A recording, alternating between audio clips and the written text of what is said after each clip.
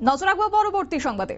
ভারতীয় জনতা পার্টির 46তম প্রতিষ্ঠা দিবস উপলক্ষে এবার গ্রাম চলো অভিযানের ডাক দিয়েছে বিজেপি।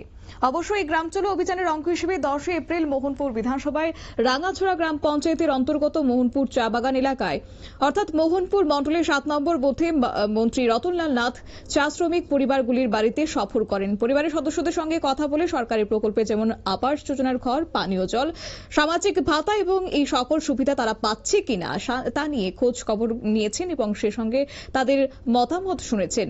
কি রয়েছে বক্তব্য শুনুন।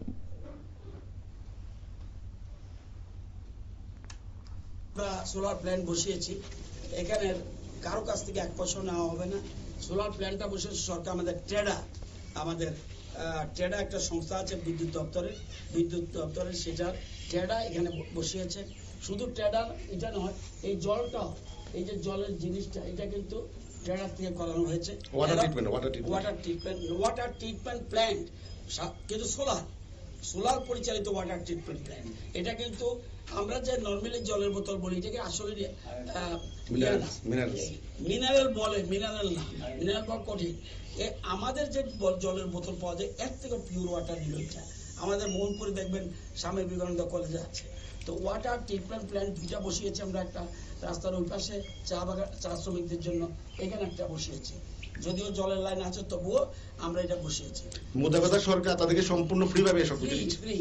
এবং এই যে টোটাল যে গ্রামে, এটা আমরা সোলার গ্রাম হিসাবে খুব সম্ভব আমরা বলেছি, আমরা টোটাল কমপ্লিট করার পরে আমি যতটুকু জানি কেন্দ্রীয় সরকার সিদ্ধান্ত নিচ্ছে রাঙাছড়া গ্রামকে সোলার গ্রাম হিসাবে চিহ্নিত করার জন্য ঘোষণা দেবে বলে আমার কাছে খবর রয়েছে। সেই জন্য ট্রেডার থেকে যত সাপোর্ট আমরা নিতে যাচ্ছি।